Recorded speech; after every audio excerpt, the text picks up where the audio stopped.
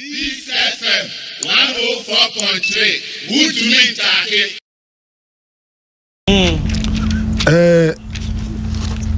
Asemu nana. Onim democracy we are ye. Yen nyina agya tom se eye kyendie. Odi sebio obema nipa baako ne ne busua de brofo fe no dictatorship. Obema o ma hwe so for the next 200 years. Chese ya hu am to say busua no mo a. Odi ontimi nche wa adwen. Ya agya tom se eye kyen no. Democracy ya agya tom se eye kyendie ye bema asoja for because obi enim say na ye botu no sebio no and obey in charge of your country. Now, nipa bi a wasua di philosopher bi no can say democracy there anka enye but compared to the akani nyina no the best. This wa odi ye juma sebio scat bikom probably can say it can be expensive. But odi tutu the alternative say obi catch us say that 4 p.m. if you have 4 or 6 oda I want to say anka sebio who discuss crash democracy mo abet na boa na remember straight to the point 2015 MPP can say register no ya hwema won say how won na yen new one no anamo na etu ye na ye call demonstration ampa ye bu ye prying and ye suban different and also by the way Ghana for any kire say sebio democracy na afede ye juma kama.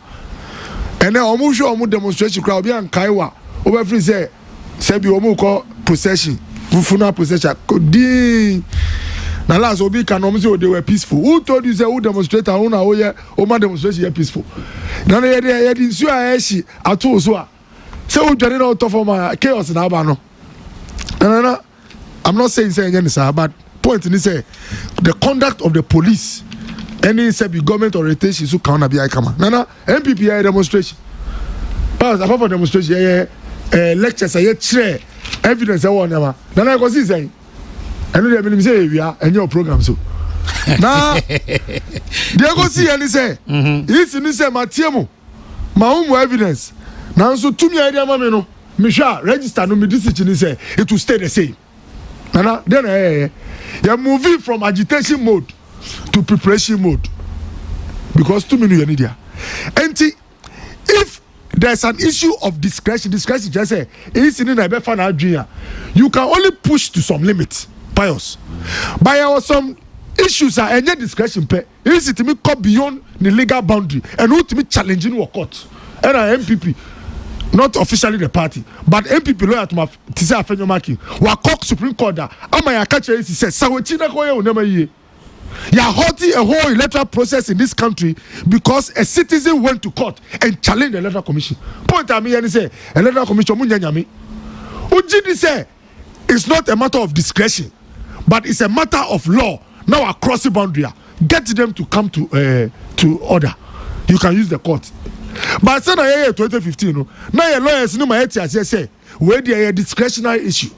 And ti what pia no see waka now so onya. And one say what prepare na say futuo no me gidi say ye nnuano mu no so de omugitum say discretionary enti no mo yere nyom court no na ebi aduru no 18th April me nnuamo e wole jokuku nyina maka chom say o tu kwan ahwe calendar na ya adjustment preparation na start enti omusu ye be advice won no mo mfo mo nkrofo no enkasa demonstration is okay ukoye talk e chere enti a omugitum is okay.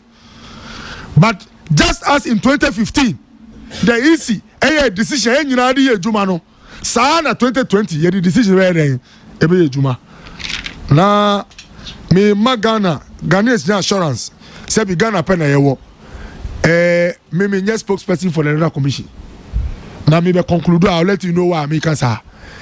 The minimum say EC using the discretion I can only make my comments, go on demonstration, give a talk, make a statement, but so jitum so ye dia onu no what they say now the easy edit data ba enti every say free and crowd sami jefi na yem pini sa kasa de ma hu bi da nana me kai me a me senior brother sami oku wa ka on pini da just be friend kakra say bra ora o say abutei ni nyina e pacho na ye ko enim ya sua de ana ye za bebre o mo comments o mo ye e ko pie wa serious forum abapacho nobody is stronger than the state. Pious. No. If the constitutionally mandated entity is electoral commission, so a registration 18th of April next start here.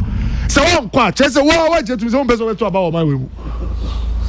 Enti kasa ni de emotions enti Ghana for me papa cho enye say ye person yenye girigiri but the woman say electoral commission okache ye say the other way juma ni 2015 MPP ejitu mu na nye ye de nanse ye de juma sana this year the same electoral commission is say yeah new register na nana member advice na me mano ebia na Akufo-Addo na kan ya ebia ndisi beka so mumfa nje juma ba me be ready ya senior brother President John Dramani Mahama kasa bi o kan ye time e bi mu kasa omumpe the current register na ye foforo JM me reading the speeches kakra e dey atu ndisi fofo ebia onu de na o mefa because onu na odi omonim 6th of July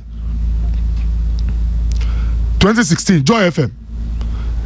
Let us give the EC the peace of mind to do its work. They have done it before, and indeed our electoral commission is one of the best commissions in the whole world, and we have confidence in them to be able to conduct an election. And so let's leave them peacefully to conduct the election. John Mahama, then president, now candidate for the National Democratic Congress. Medemwa mu papa ene mu leader to mu funi kasanie say ECD yenja won no mu yemojuma. So far there has been no justifiable reason from any political or civil society organizations except the MPP. And what needs to be done is for the parties and others to support the electoral commission and its new boss to complete the reform process that has been agreed upon by all stakeholders. The national organizer of the National Democratic Congress, Mr. Kofi Adams, where Kofi Adams there can and also 31st of July 2015, pulse.com Ghana. And the way a football air from open for and the sa football na edi ye juma where the JM. If you notice, in the run-up to the election, there has been a consistent criticism of the electoral commission, John Dramani Mahama. Indeed, they have said the most unspeakable things about the chairperson of the electoral commission, and that is all preparing the minds of their supporters for when they lose. So when they lose, they can blame the electoral commission as not being neutral. Some of them have gone to the extent of saying the electoral commission is preparing to rig the elections for John Mahama.